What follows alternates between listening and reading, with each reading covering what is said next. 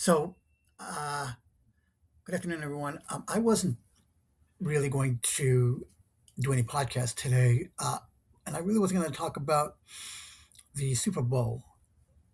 But there's just so much going on in the news today that actually I was watching it while I was outside, which is the hearing of Pam Bondi, or as I like to call it, the shit show that was.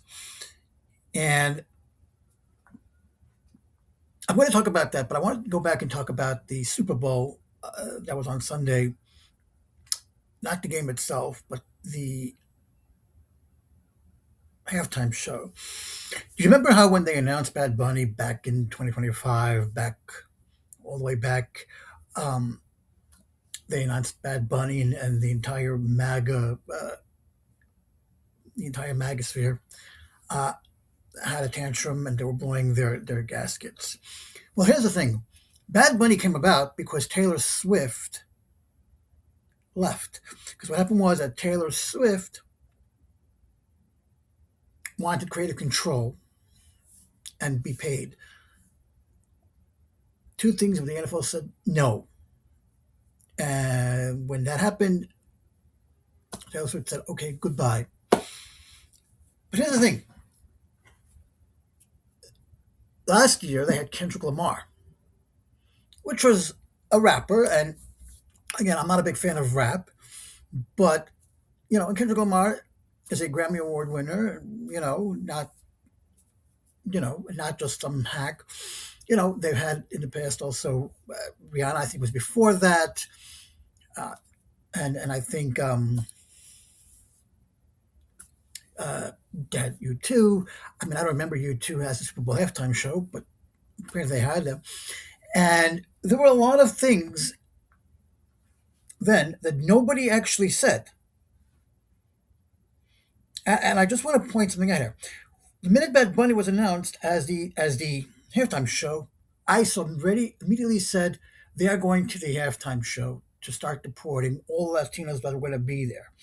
And they all bitched, they complained, and they all said the same thing. Bad Bunny is a horrible, horrible choice. Bad Bunny is a very horrible choice, and he should be deported immediately because he is not an American citizen. Except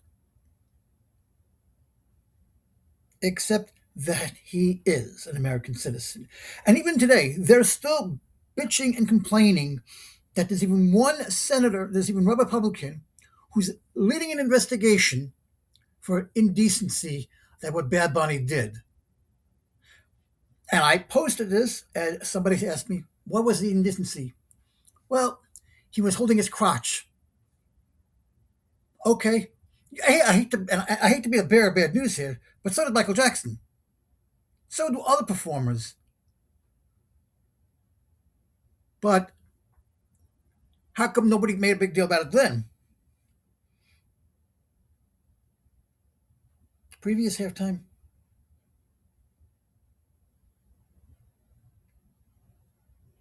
performers and where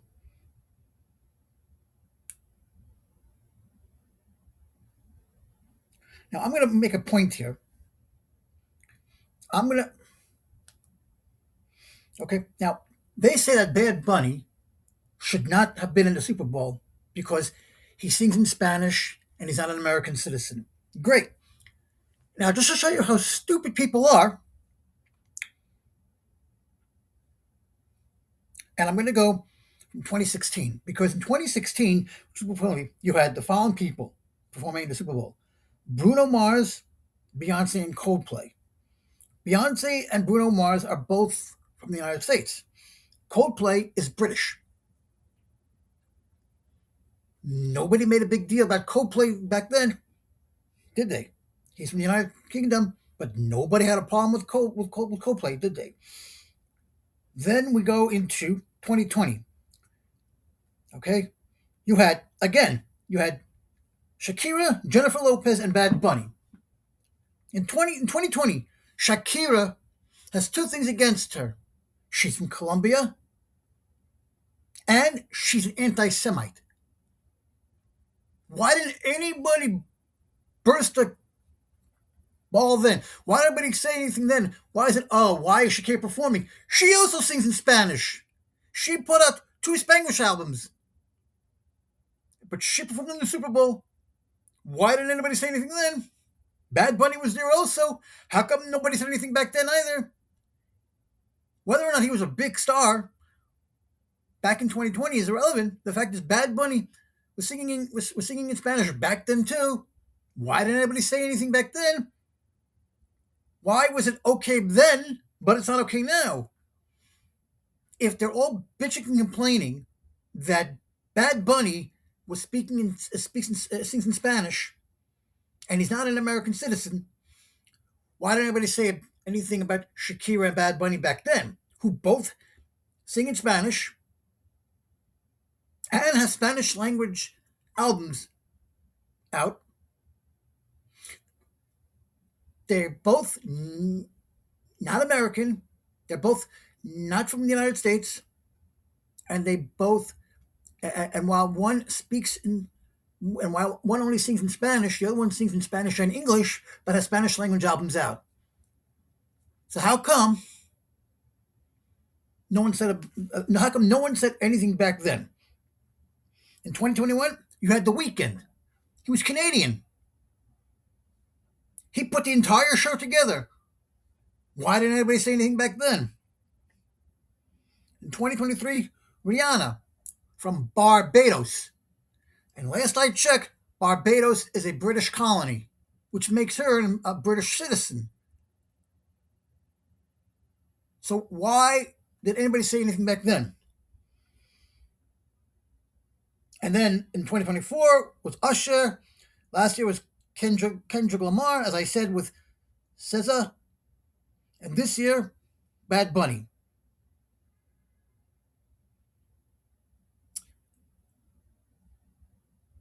The Who performed the Super Bowl in 2010. They're from the United Kingdom. The last 4 performers, there were 4 performers. The Who in 2010, the Rolling Stones in 2006, Paul McCartney in 2005, Sting in 2003, Shania Twain, Canadian, 2003, U2 from Ireland in 2002, Enrique Iglesias and Phil Collins in 2000. Enrique is obviously is Spanish from Spain. Phil Collins is British. And nobody had a problem with that. Enrique Iglesias' father is Julio Iglesias, whose songs were in Spanish. Enrique Iglesias sings in Spanish, has a Spanish language out, but yes, also does sing in English.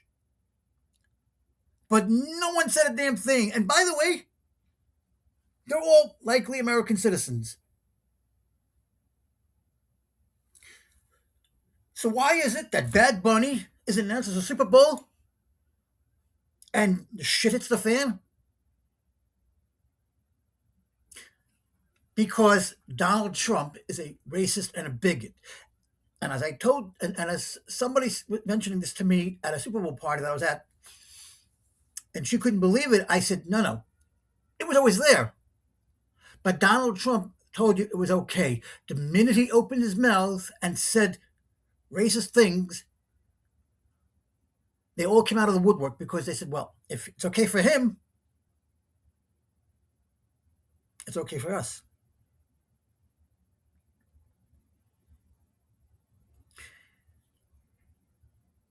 And it's kind of a hypocritical thing because people forget the NFL is an American sport. That's true.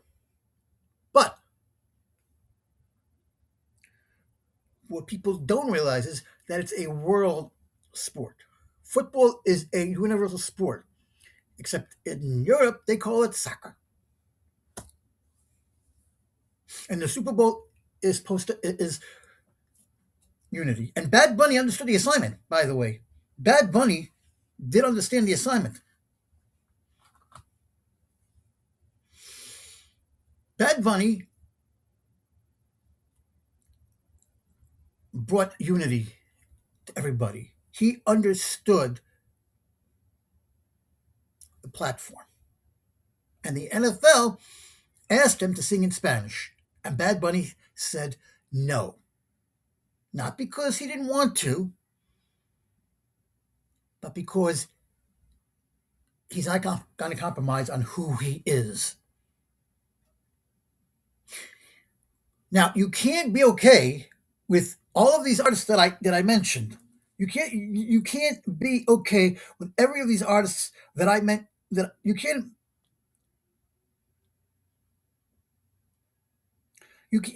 be okay with all of these artists that I mentioned in the past. But then Bad Bunny walks up and says, "No." He sings a song in Spanish, and and and then you can't say, "Well, he's not an American citizen, so why should he be performing in the Super Bowl when it's an American game?" Okay, fine. Then why did you two perform in the Super Bowl? Why did Sting? Why did Rihanna? Why did The Weeknd? Why did Shakira? Why did Shania Twain? If you're gonna argue Bad Bunny, then argue everybody else who's not American. Enrique Iglesias, Spanish. Ricky Martin is Spanish.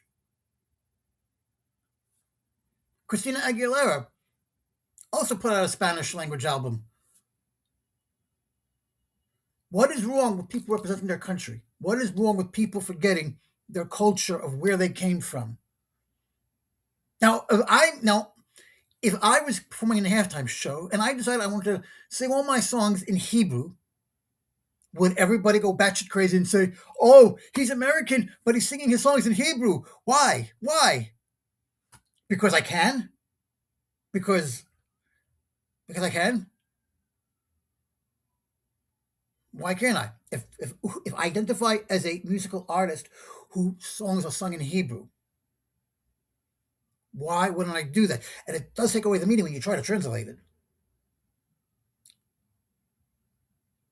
And if Bad Bunny had caved to the NFL when they said sing in English, he lost all credibility for everything he stands for, because he is a perfect role model, and he knows he knows where he came from, he knows who he is, and he knows that people look up to him and respect him. And when people are saying, "Well, I don't understand a word he's saying because he's sung in Spanish," who cares? It's all about the music. Are people dancing to the music, or are they listening to the words of the music? There are many music festivals out there that might be, you know, raves or blues or things like that, and it's all techno. Techno doesn't really have words, it's all about beats, and it's about the dancing. You don't have to understand the words to have a good time, to enjoy dancing. I mean, where else are you going to get salsa music from, or the cha-cha? And people have to understand that America was Spanish way before it became an English-speaking country, because the United Kingdom is way older than the United States. The United Kingdom is thousands and thousands of years old. America is celebrating its 250th anniversary this year. And America was shortened from the word Americano. Americano is a Spanish version of American, because it's like you're saying in Los Angeles, you're a Los Angelino, because that's a Spanish name. Mexico, you're Mexicano. You understand that? You're a Cuban if you're from Cuba. You understand? So, America, and people say in America you should speak English. But that's an ignorant person, because America doesn't have an official language. In New York alone, where I live, in New York City, there are four languages that are spoken here. There's English, Russian, Spanish. And in my neighborhood near me, there's an entire community that's a Russian community. There's an entire community that's a Syrian community, and they speak Farsi because they're Iranians. A lot of Jews are Persian. Sorry, they're Persian. So they speak Farsi. Okay? So you can't say, I want to speak. You can't force somebody to speak a language. And by the way, this is how languages got lost over time because people got assimilated into a country. And when they assimilated, they started speaking the language of the country they were in, which means they stopped speaking their mother tongue. And over the years, it just got lost in translation.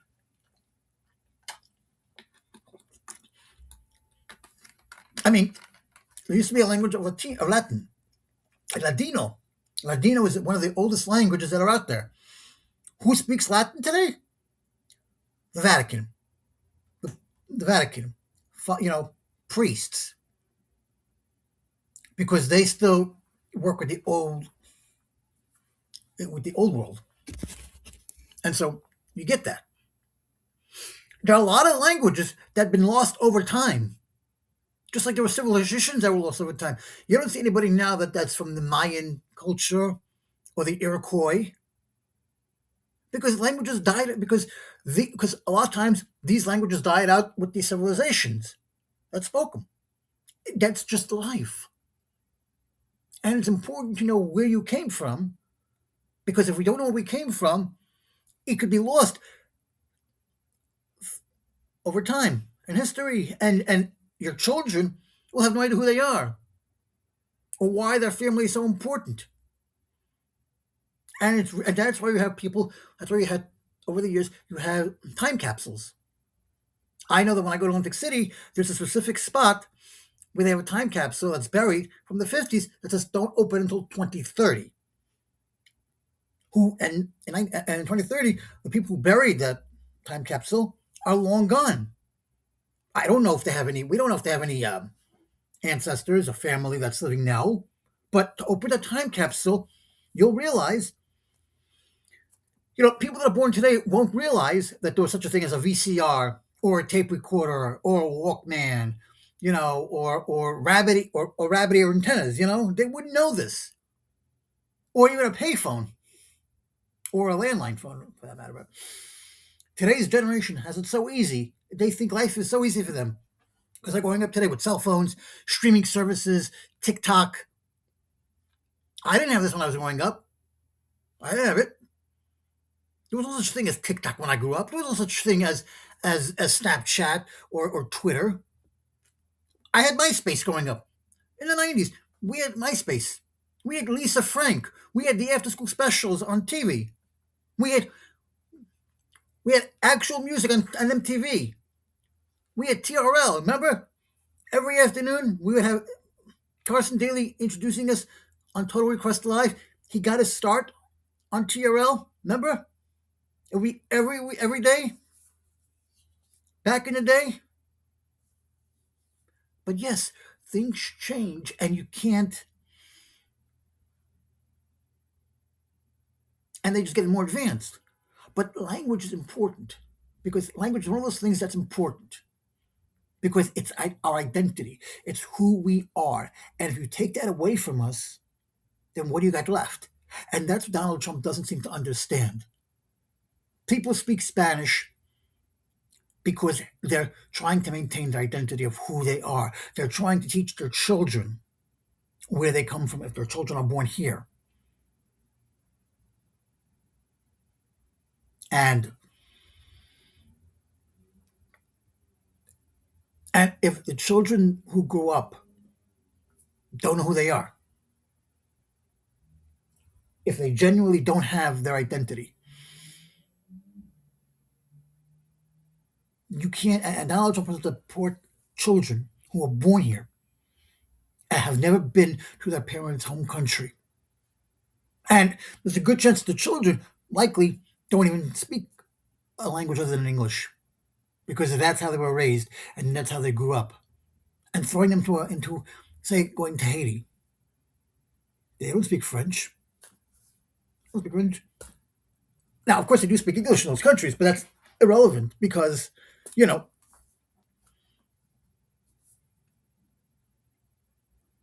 so you can't be okay with the weekend. You can't be okay with all these other players, all these other performers who sang at the halftime show, who weren't even American.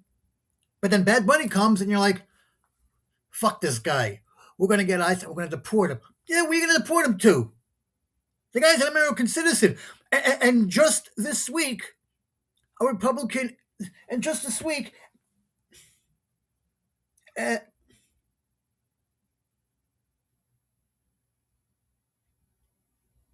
just this week, somebody decided that they're going to deport. Conservatives want to deport Bad Bunny. Okay, fine. We're going to deport him to, morons. How can you deport an American citizen? And yes, I get the irony that ICE is even kidnapping our own people. But again, how are people in Congress so stupid, so moronic that they can even make a statement like this? How can you deport a guy who's an American citizen? And I'm going to say this again: Puerto Rico is an American territory, and I can't stress this enough.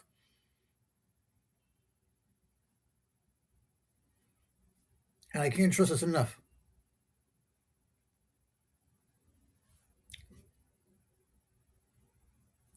Yeah, is Puerto Rico part of America? And I'm going to read this so that people understand correctly. And if you don't, here it is. Puerto Rico remains a territory of the United States, exercising substantial internal self government, but subordinated to the U.S. Constitution in areas such as foreign affairs or defense. For this reason, it is not considered to be a full fledged associate state under either international or U.S. domestic law. It is part of the United States, but as an unincorporated territory, meaning its residents are U.S. citizens, but it's not a state and has limited political representation, lacking voting rights in presidential elections and full voting members in Congress, and its relationship with the U.S. is a complex, ongoing debate about its political future, which is true. Puerto Rico has no representation in the House or the Senate.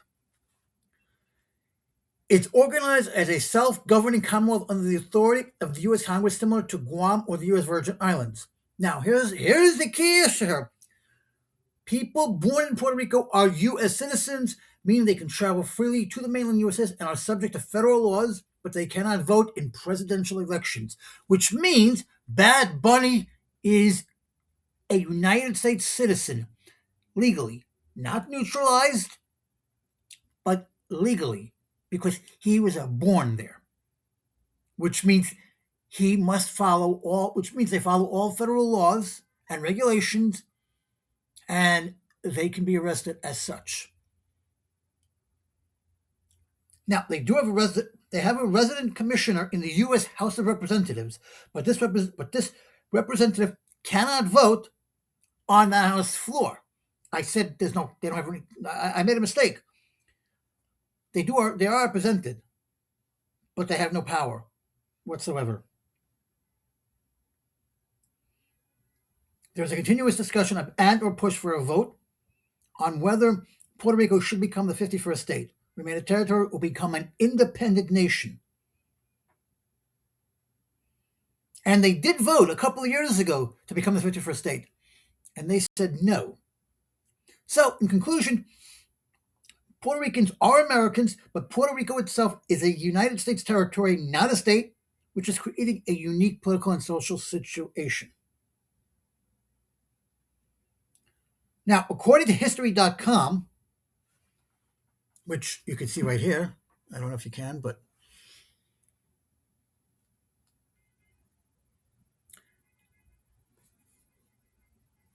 it's about 1,000 miles southeast of Florida. It is a Caribbean archipelago with a complex colonial history and political status. As a territory of the United States, its 3.2 million residents are U.S. citizens. However, while subject to U.S. federal laws, island-based Puerto Ricans can vote in presidential elections and lack voting representation in Congress, as the U.S. territory is neither a state nor an independent territory. In fact, the fort that's in Puerto Rico is under the Department of Interior, which runs the parks departments in the United States. So, yes, their fort that is in Puerto Rico that I visited, which you should check out if you're ever there, is under the United States Department of Territory. And there's a sign when you enter the fort. There is a sign there that says, "Welcome to the fort." I forget its name. I forget the name. Welcome to the fort under the United States. This falls under the United States Department of Interior, which means it's a fort in Puerto Rico that is run by the United States Parks Department.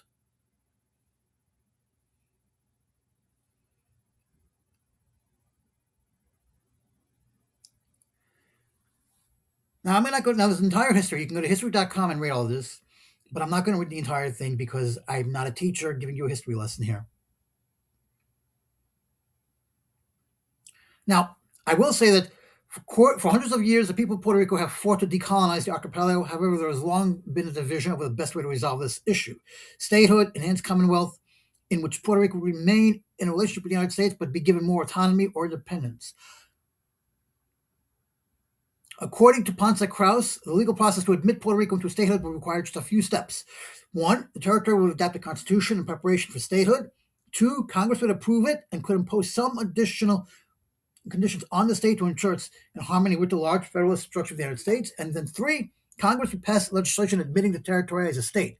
Likewise, through simple legislation, Congress can provide for the independence of a territory, despite its constitutional and legal simplicity. Now, this is what I said. In November 2020, Puerto Ricans voted in a non-binding referendum on statehood. About 53% of Puerto Ricans favored statehood, while 47% rejected it. However, only 55% of Puerto Ricans voted in the referendum. Statehood proponents viewed the results as proof that most Puerto Ricans want the territory to be admitted, but opponents question the validity of the votes, as referendums are non-binding or promoted solely by the pre-statehood. Some people oppose statehood based on the argument that Puerto Rico will assimilate into the United States if it becomes a state. Legally speaking, it's pretty simple. The battle is over trying to convince people to want statehood or to oppose statehood. So there's a mixed bag here. So it's not that they don't want to be, it's that what would happen if they actually did it? What would change? What wouldn't change? And do you lose your American status? You lose your American citizenship status, and it would be a bunch of things. Now, I'm not getting to the entire. Now, you pretty much get the gist of what I'm saying here. So, if you're in Congress, right, you should know the laws of the country overall. And here's the thing: all of these people in Congress, whether it be Republicans or Democrats, they know the laws. Republicans are always knowing what was right and what was wrong. But some reason, Donald Trump comes in and says, and suddenly he turns the Republican Party into either the MAGA party or Trump's party, where Trump is now pulling the strings. And for some odd reason, these Republicans are so scared of Donald Trump that they care more about their career than their constituents that that they're supposed to represent, that voted them into office. And that is not good. But when ICE is telling you we are going to the Super Bowl to deport anybody who's there in support of Bad Bunny, and then we'll deport Bad Bunny, well, that's just ignorant. That's just spreading fear, and that's just trying to rewrite history for Donald Trump's America.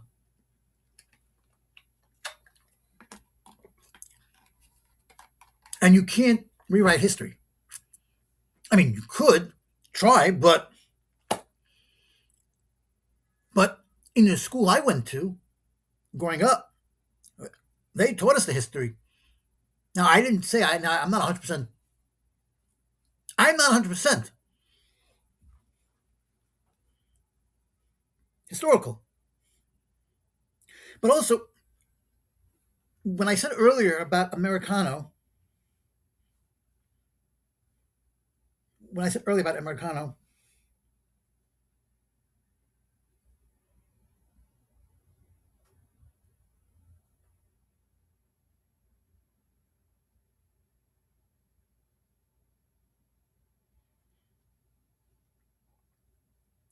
I was really talking about was America called Americano.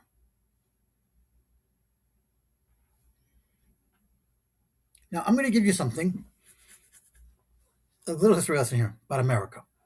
America is named after the Italian explorer Amerigo Vespucci. I wonder how many people actually knew this, whose first name was Latinized to America in 1507 by mapmaker Martin Wolsey Mueller. Okay, so Americano, came from a Latin word.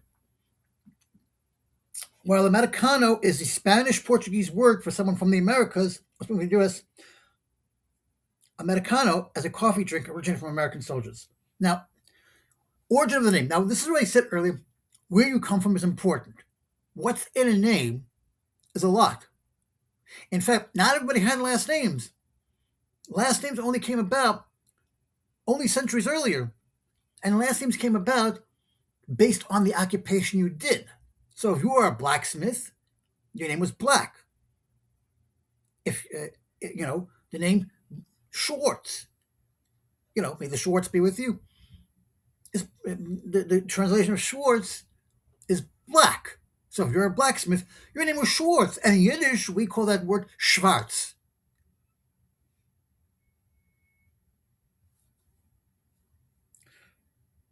So Italian explorer Amerigo Vespucci suggested the islands discovered in 1492 were a separate continent.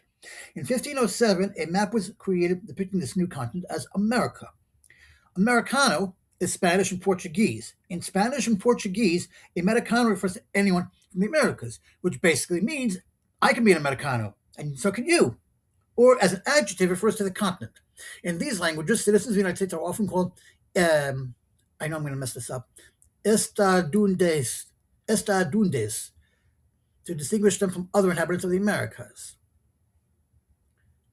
The name America has been applied to the continent for over 500 years, and it is derived from the Italian name Amerigo. Amerigo. That's pretty much it. So how did America get its name? Because America existed way before the United States. Remember, America existed hundreds of years before the United States existed, and while it was still colonies. The United States only came about after the Constitution was signed in 1776, only because they became united as one to become independent from the British tyranny of King George. And that was 250 years ago. While the colonies may have established it, America was given a name long before America is named after Amerigo Vespucci. The Italian explorer set forth the then revolutionary concept that the lands that Christopher Columbus sailed to in 1492 were part of a separate continent. A map created in 1507 by Martin Wolsey Mueller was the first to depict this new continent with the name America, a Latinized version of Amerigo. Now, I'm taking this information from the Library of Congress, so you can look this up for yourself. A crown jewel in the library's cartographic collections is the map, also known as America's birth certificate. While the map has been much publicized since it was acquired in 2003,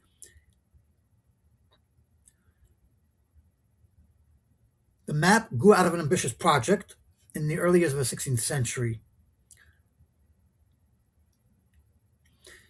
Wallace Muller's map included dates gathered by Vespucci during his voyages of 1501 and 02 to the New World. Wallace Muller named the new lands America on his 1507 map in the recognition of Vespucci's understanding that a new continent had been uncovered following Columbus's and subsequent voyages in the late 15th century. An edition of 1,000 copies of the large woodcut print was reportedly printed and sold, but no other copies are to have survived. It was the first map printed or a manuscript to depict clearly a separate Western Hemisphere with the Pacific as a separate ocean. The map reflected a huge leap forward in knowledge, recognizing the newly found American landmass. Okay, so that is. Now,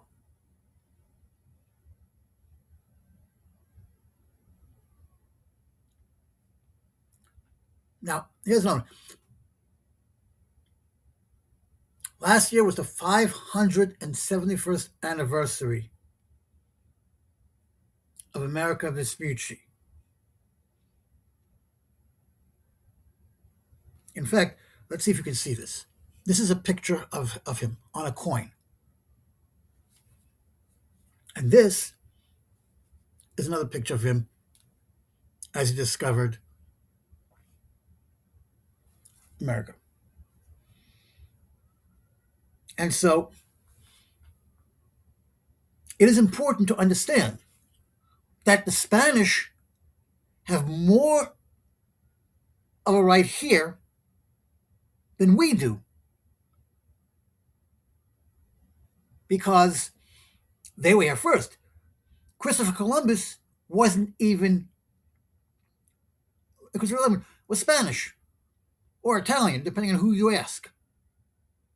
Some say he was Jewish, but again, that's debatable.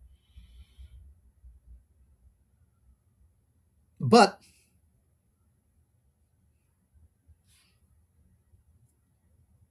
and by the way, here is the map that I was referring to. Lost Manuel's map from 1507. So all this is public knowledge. All this is basically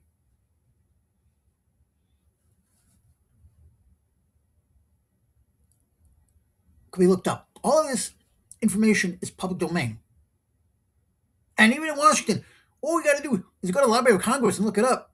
As a congressperson, all you got to do is go to the Library of Congress and get this information and read up about it. You know, they say those who forget history are doomed to repeat it.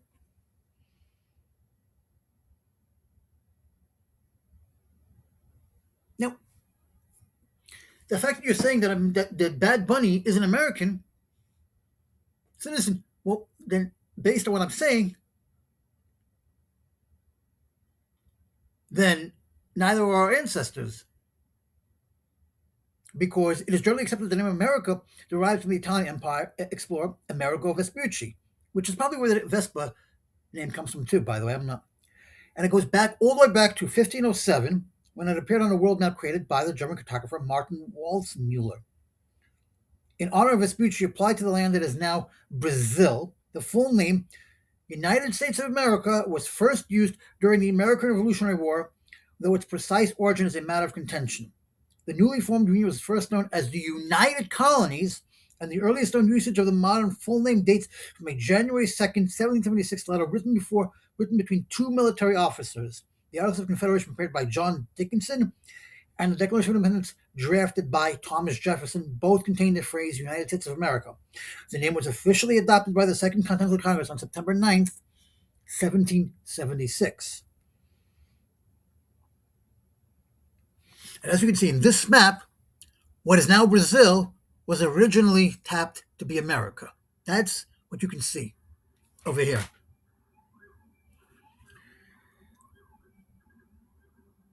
The earliest known use of the name America dates to 1505 when a German poet, Matthias Ringman, used it in a poem about the New World. The world is a Latinized form of the first name of an Italian explorer, Amerigo Vespucci. So he named it after himself, basically. Who first proposed that the West Indies discovered by Christopher Columbus in 1482 were part of the previously unknown landmass rather than the esteemed limit of Asia. On April 25th, 1507, the map Universalis Cosmographia, created by German cartographer Martin Waldseemüller, was published alongside this poem. The map uses the label America for what is now known as South America, and in 1538, the Flemish cartographer Gerdas Mercator used the name America on his own world map, applying it to the entire Western Hemisphere. Alternative theories suggest that America derives from the Amerisk Mountains of Nicaragua or from the surname of wealthy Anglo-Welsh merchant Richard Amerike, Amerike. The first documentary evidence of the phrase United States of America dates from a January 2nd, 1776 letter written by Stephen Moylan, Esquire, to George Washington's aide-de-camp Joseph Reed. Moylan expressed his wish to go with full and ample powers from the United States of America to Spain to seek assistance to the Revolutionary War effort. The first known publication of the phrase United States of America was in an anonymous essay in the Virginia Gazette newspaper in Williamsburg, Virginia on April 6, 1776. It is commonly mistaken that Thomas Paine coined the term as pamphlet Common Sense, published in January 1776, but he never used the final form. The second draft of the Articles of Confederation, prepared by John Dickinson and completed no later than June 17, 1776, declared the name of his confederation shall be the United States of America. The final version of the Articles sent to the states for ratification in late 1777 stated the style of the Confederacy shall be the United States of America, and in June of 1776, Thomas Jefferson wrote United States of America in caps. In all capitalized letters, and the headline was the original rough draft of the Declaration of Independence. The draft of the document did not serve until June 21st, 1776, and it is unclear whether it was written before or after Dickinson used the term in his June 17th draft of the Articles of Confederation. In any case, the Declaration of Independence was the first official document to use the nation's new titles. Now, I'm not going to continue reading over here, but you do get the idea here that the name America derived from Spain, Portuguese, and Americano coffee came about because it was named by soldiers during World War II. So the name Americano has a history from it. So if you call somebody in America Americano, you're not wrong. In fact, I'll even do one better for you. Did the Gulf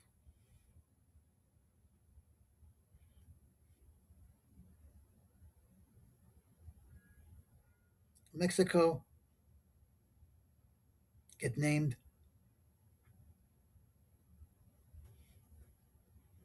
Did the Gulf of Mexico? Now, I want to, so here. So remember back in the day, back in the early presidency of Trump, he changed the name from Gulf of Mexico to Gulf of America and then got really annoyed when you refused to call it that. Well, how was the Gulf of Mexico originally named?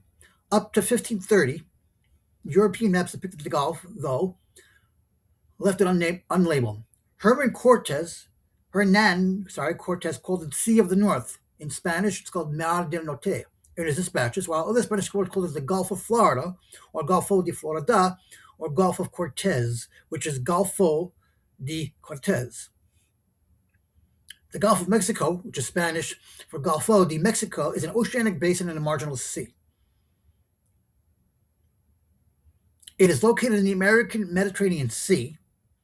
Its river sources go to the Rio Grande Mississippi River, Mobile River, Penco River, Jamapa River, Pescola River. Its oceans are the Caribbean Sea and the Atlantic Ocean. Its basin countries are Cuba, Mexico, and the United States. It's about 930 miles with a surface area of 1,550,000 kilometers. Its settlements are Veracruz, Houston, New Orleans, Corpus Christi, Tampa, Havana, Southwest Florida, Mobile, Gulfport, Metramos, Bronzeville, Tampico, Key West, Cabo, Coche, Cancun, Ciudad del Carmen, Cordas, Carlos, Panama City. And Panama City. Now, where did its name come from?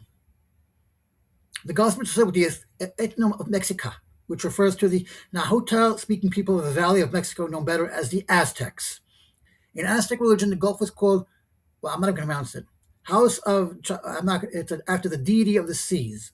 Believing that the sea and the sky merged beyond the horizon, they called the seas Ilhicuatal, meaning sky water, contrasting them with finite land bodies of water such as lakes.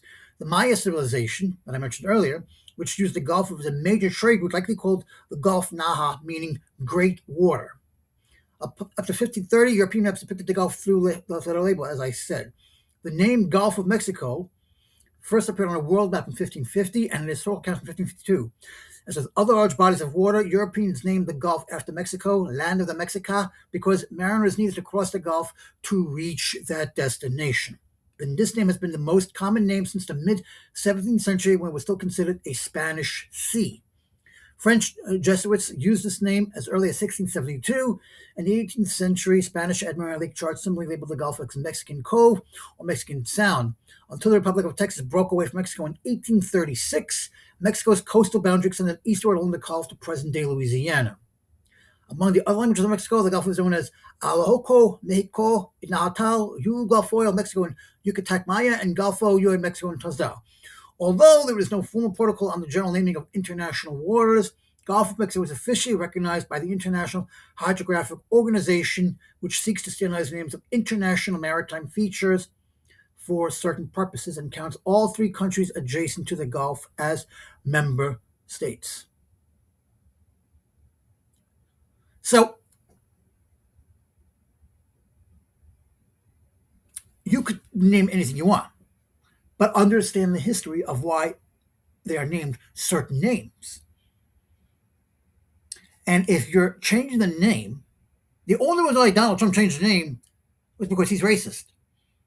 And he didn't want the name Gulf of Mexico because he said that because the United States owns the sea, we should name it Gulf of America.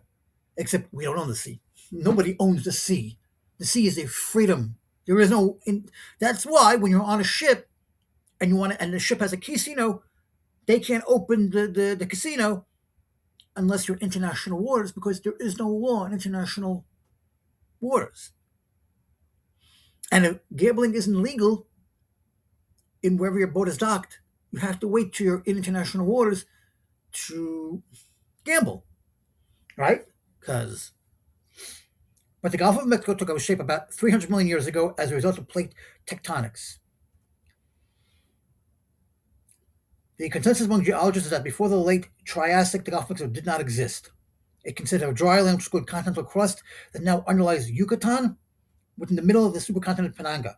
This land lay south of a continuous mountain range that extended from north central Mexico through the Marathon uplift in West Texas and the Ochita Mountains of Oklahoma and to Alabama were linked directly to the Appalachian Mountains. It was created by the collision of continental plates that formed Panega. As interpreted by Roy, this mountain range was breached. All right, this is a lot of history that I don't need to know. The point is, this has a lot of history. And I'm not going to, and basically what I wanted to say about this was that Bad Bunny's saying he's not American goes back to the fact that America was founded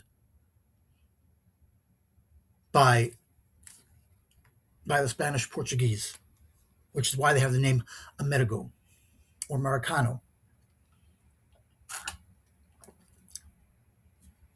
And that's why I say it's always important to know where you came from, because those who forget, and this is why civilizations died out, because you assimilate into another culture and you start becoming one of them. You dress like them. You start speaking like them. And before you know it, you lose the language. You lose your accent. And then you have children. And your children grow up here not knowing anything about their history, not knowing about their culture. And if you don't have an identity, you really don't know who you are. And that's why when MAGA gets pissed off about, oh, this and that, and they don't want to listen to facts. You know how many times I tell somebody who keeps contacting me, prove me wrong, and they just disappear from the conversation, moving on? They're like narcissists. MAGA's like narcissists. Unless you tell them what they want to hear, they will not engage with you. Because they don't want to be wrong. Because in their mind, the only person that's right is their cult master. That's it from 1600. And it's amazing to me that they forget their history, that they suddenly forget everything they've learned in school, everything they've learned in college. And we saw it today at this shit show of a hearing that they had between Pam Bondi and members of Congress. And when Pam Bondi should be disbarred because she, as the Attorney General, can't answer basic questions that are simple. And I saw, and I noticed that every time we have these hearings, the questioning is different between the Republicans and the Democrats. The Democrats are always wanting the answers because they know what they're doing. Jamie Raskin, who's a very smart person, who taught constitutional law in school, in college, knows what he's talking about. But these Republicans who keep saying, where were the Democrats 4 years ago when Merrick Garland was the Attorney General and Joe Biden was the president? Why didn't he release the files then? Why didn't anybody care about it now? Why do people suddenly have Trump deranged syndrome, which doesn't exist, by the way? And I'm going to say this again quietly because it was an ongoing case. You cannot release files from a case that's pending, from a case that's ongoing. You cannot do that because that is obstruction of justice. And anybody in Congress who are lawyers should know that. You cannot release documents. Why does everybody in this administration, when they can't answer a question, they go, well, Joe Biden this, Joe Biden hasn't been president in 2 years, in over a year. You are the one that's running this administration now. You are the one who has to be accountable for it. Whatever Joe Biden did, that's passed. I don't know any president. Harry Truman said it best. The buck stops here because he said, it's my responsibility. I nominate these people to be my cabinet. I nominate these people to run these departments. If they screw up, it's my responsibility and it's on me. It's not, well, it was the other president, it was the other administration's fault, because Joe Biden was seen. Nobody gives a shit. The hearing is about the way you are running this country with ICE, with the Epstein files, with everything. And if you can't answer the question, and if you're not answering a question, but bringing up people that nobody's mentioned in the questions, that nobody's mentioned in the hearing, like who is Chad Mulligan? Pam Bondi's bringing up Chad Mulligan. Who is Chad Mulligan? How come no one knows who this Chad Mulligan is?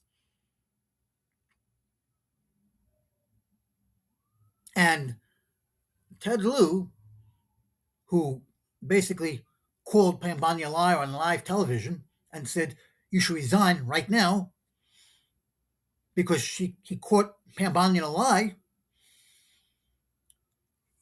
It's interesting to me. It is interesting to me how the Democrats do their homework, come prepared, showing facts and their sources, no matter how old it is. But then you have the Republicans who aren't prepared, who don't have sources, and try to tell Pam Bondi the great job she's doing. And in Congress, you shouldn't be having a shouting match. You shouldn't be having fights or screaming or belittling each other. You're Congress. You're representing us, the people of this country. You are representing us. And they had this shouting match when Christine Ohm was testifying, when this shouting match when Kash Patel was testifying, Pam Bondi, Giselle Maxwell.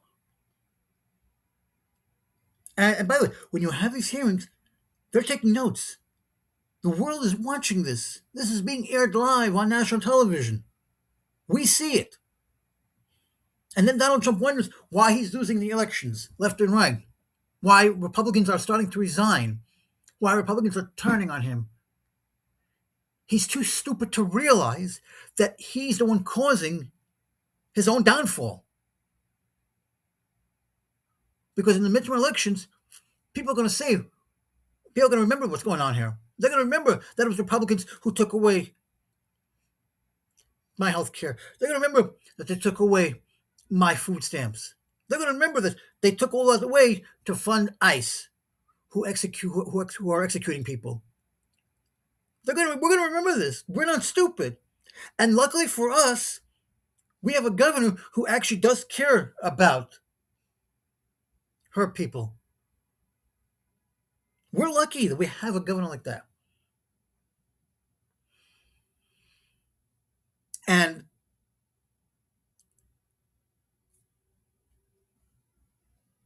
it's very sad that we are in a position right now in government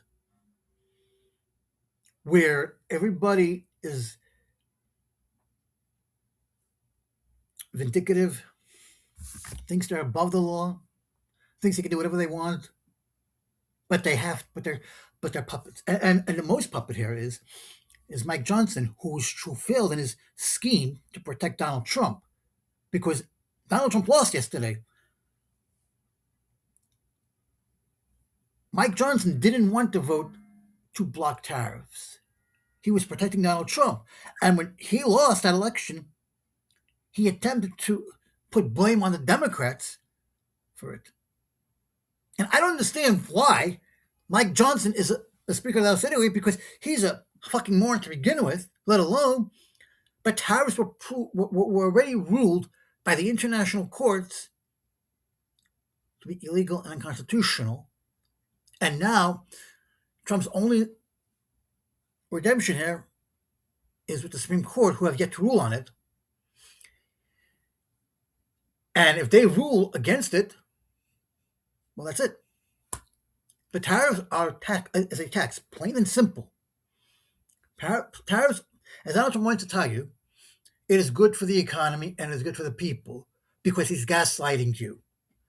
But tariffs are a tax on the American people.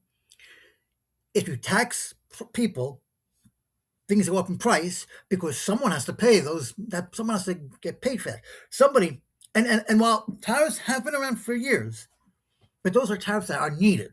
But those are tariffs that we don't even know about because they're paid by the companies bringing their products in, whether it be by plane or by boat or by train or whatever. But those are tariffs that needed to be paid. But now when you're tariffing everybody,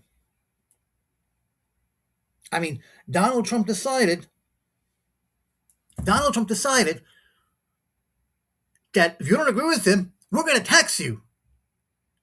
And we're going to tax you insane amounts of money until we get our way. And I've never seen such a vindictive person in my life who is basically rewriting history because he's a racist and a bigot. And like somebody said, and I said earlier, that I had this conversation with somebody during a Super Bowl party, and I said to this person, I said, no, racism was always here, but Donald Trump enabled it and made it okay. And now you have everybody showing their true colors of who they really are. Remember, we had the Ku Klux Klan. They wore masks because they didn't want people to know who they were, because that person who was a Ku Klux Klan could have been your brother, your neighbor, your son, your brother, your father. They didn't want you to know, but they were racist. They didn't like black people. They burned people's houses. And if you really want to know the taste of what it was to live in the South during the era of the Ku Klux Klan, all you got to do is watch the excellent movie A Time to Kill with Matthew McConaughey, which is based on John Grisham's very first book. If you really want to get a taste of what that was like, I suggest you watch that movie. Because we are seeing that today. We saw it in the Holocaust that my people went through. And it wasn't just the Jews, by the way. It was also gypsies that went through the Holocaust too. And we're seeing it again today.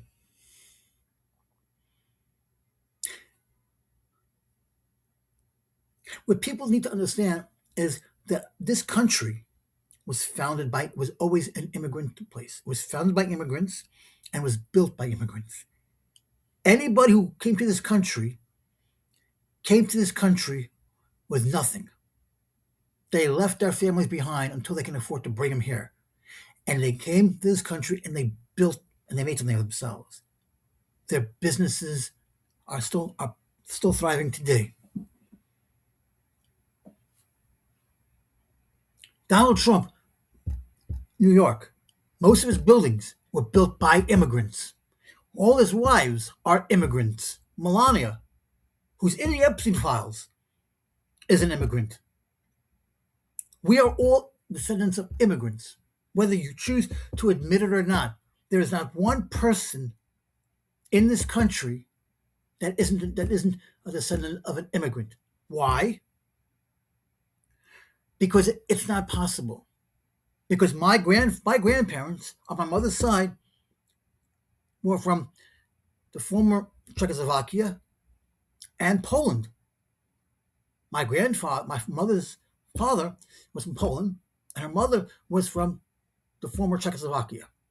Okay, my other grandfather, my father's side, was from the Ukraine, which I've been to, in a town called Mukachev, which is simply translated as Mukachevo. Okay, which is where I've been to. I visited my grandfather's hometown. Okay, my parents were born here in America.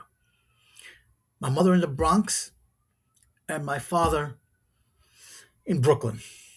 Okay, his father.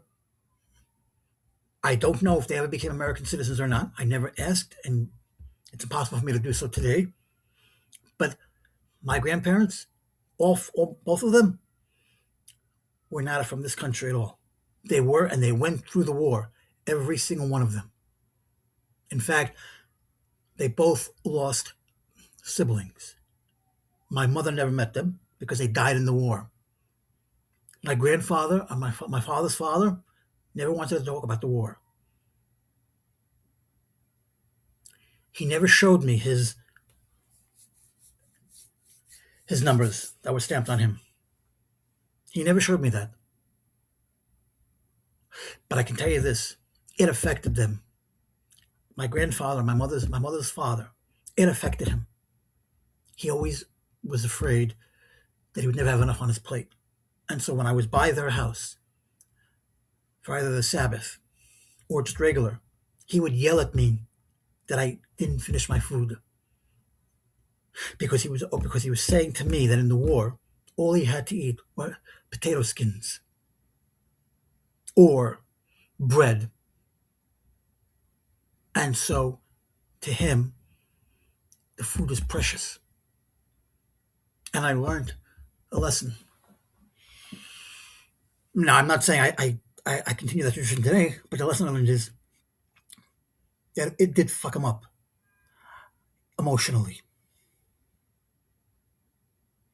And that's what ICE is doing. That's what ICE is doing. Ripping families apart, just like the Nazis in World War II did. They're deporting 5-year-old children or using the children as bait to get to the parents. How cruel is that? How cruel is that? How cruel is that?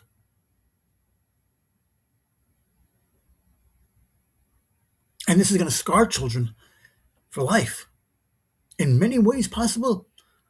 Some of them irreparably. And when you're saying this is okay, you don't understand the ramifications of that. But how can you not say it's okay? How can you say it's okay when your own ancestors went through the same damn thing? And they would be offended by this if they knew. And I always like to mention that fact because nobody seems to understand the history. You could say that somebody's not an American citizen. You could say that someone's an illegal immigrant.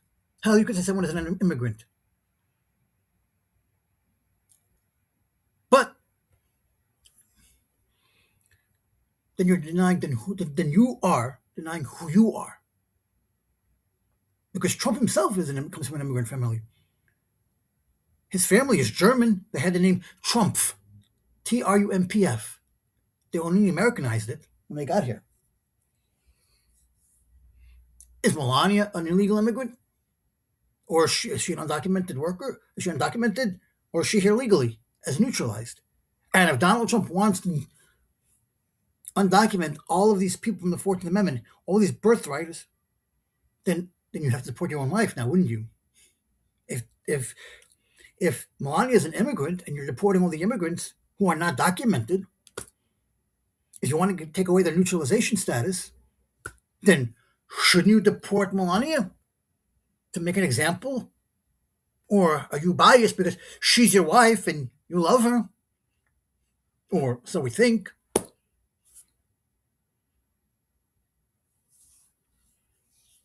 So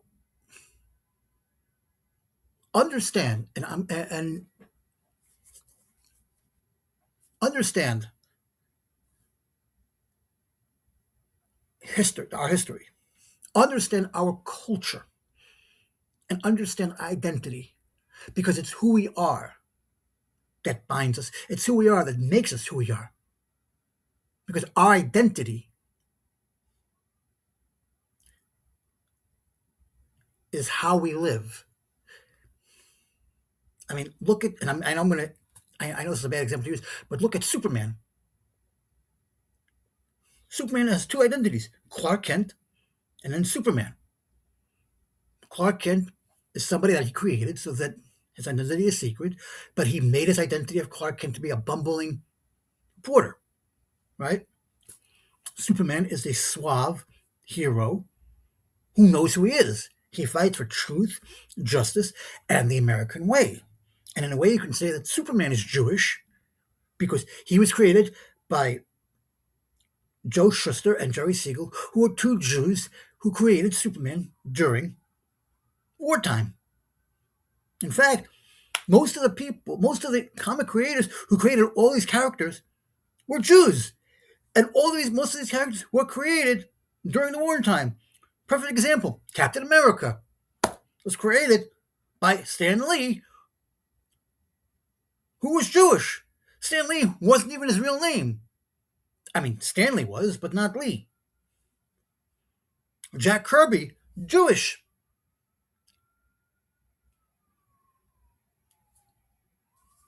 And they all came out at the right time. Superman resonated because he was a hero. He was fighting for truth, justice in the American way. And all of these idiots who were boycotting the Superman movie that came out earlier this summer because he's an immigrant was the most stupidest, ignorant, moronic thing I've ever heard. Because Superman is not a real character. In fact, if you want to have that philosophical argument, I will say Superman is a personification of who we are. Because he is a savior. He is a god, right? Because he can't die unless you give him kryptonite, right? Superman is a man for all the people. Now, okay, I don't want to say he's a god. I apologize. I don't want to offend anybody. He's not like a god, so I apologize for that one. But Superman represents us. He's fighting for the people.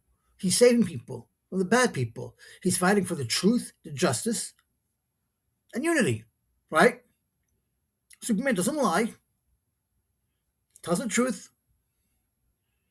He's a hero. We look up to him. And he's there when you need him.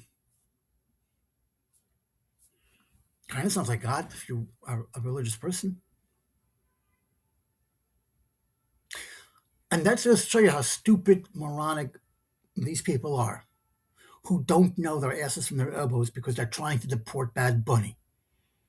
Okay, where the fuck are you going to deport Bad Bunny to? Somalia? Florida? Cancun? Where are you gonna deport him to? I'm an American citizen. You want to deport me? Where are you going to deport me to? Israel? Puerto Rico? Where do you want to deport me? I'm an American citizen.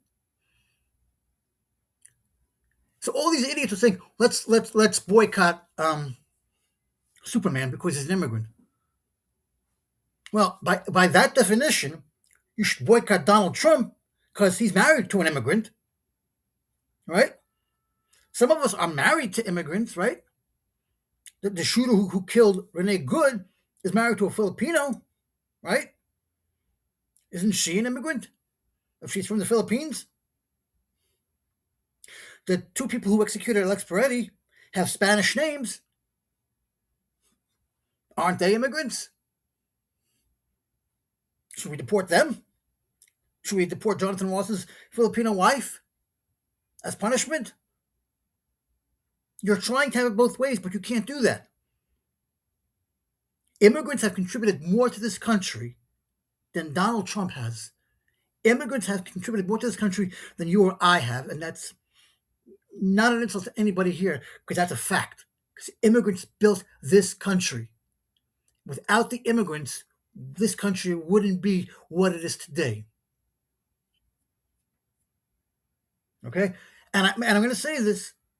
Black people contributed more to this country than we did.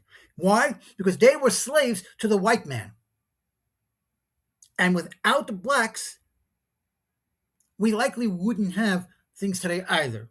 Who do you think worked on the sugar cane farms? Who do you think worked on the cotton farms? Blacks. Why do blacks know a lot more about things than we do? Why is farming run by a lot of Spanish people, by a lot of Mexicans, by a lot of black people? Because that's what they know. And it's not a bad thing. That's where they grew up. And farming, by the way, is a good business to have because they make a lot of money on those farms. And I stayed on a farm once, on a cornfield in Amish town. And I spoke to an Amish person about it. It takes a lot of work to grow that corn, to work on a cornfield. It takes a lot of work, a lot of perseverance. And it's not easy work. Milking a cow is not an easy job. So before people bitch and complain about immigrants and how they're destroying this country, think about this. Think about it. Immigrants are the lifeblood of the United States of America. Immigrants keep our country going. The majority of people in jobs today are immigrants. You go to a Chinese restaurant, do you see Americans cooking Chinese food in the kitchen? No. Why? Because the Chinese people know how to cook their own dishes. An American cannot cook a Chinese food. An American can't go into a Mexican restaurant and go into the kitchen and start cooking a proper burrito because they don't know the culture of Mexico or China, and the food wouldn't come out the same. When you go into a Caribbean restaurant, are you going to get a cheeseburger? No, you're going to get Caribbean food. Why? Because the person who runs the Caribbean restaurant is cooking their culture, and it goes back to the same thing. Identity is who you are. You cannot forget where you come from. You cannot forget your mama's recipe. And so you open a restaurant in memory of her, using a recipe to make beautiful, yummy, delicious Caribbean food that you probably can't get unless you go to the Caribbean. You can't make rum here. You can't make coffee here, except in Hawaii, because we're not a tropical place. Donald Trump says he wants farming done here, but it's impossible. You cannot build, certain things can't be done here. And if they were, they'd be twice as expensive than what we pay for it now.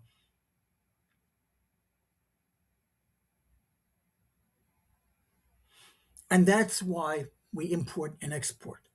But that's not an issue I want to talk about today. And so all of these things that people built, all these people, all these MAGA, all these cults, they're just stupid. They're ignorant. They don't know the history. But immigration is important. Ellis Island would still be open today if we're still needed, because Ellis Island was the entry point to America. If you got approved to come to this country, if your papers were in order on Ellis Island, they would open up that door and say, "Welcome to America." And yes, you can come here. And statistics have shown that immigrants contribute more to this economy than people like you and I.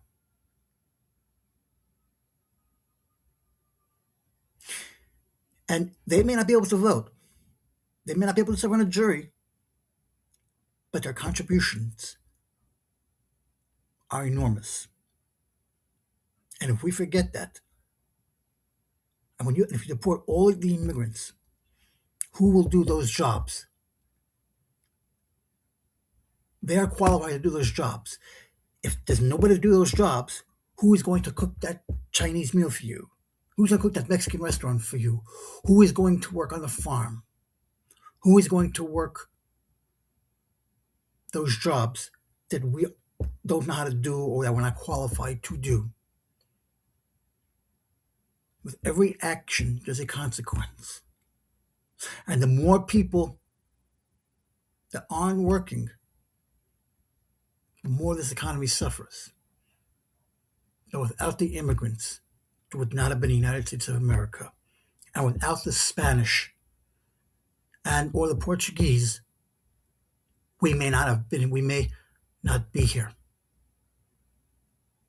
We may have been here, but it'll be an entirely different country. Or we might not be speaking this language. And to be clear, there is no official language of America. And that's by design, because America was created as diverse. And people are free to speak whatever language they feel comfortable in. People are able to speak in whatever language they want to. They shouldn't have to be, as Donald Trump said, learn how to speak English or get the hell out of here. That's being a bigot, because English is the hardest language to learn. And if you learn to speak English and you can't speak anything else, as I said earlier, you lose your identity. You lose who you are. And then you forget who you are and where you came from. And we can never forget who we are and where we came from, because that is something that continues from generation to generation. And if, God forbid, people forget,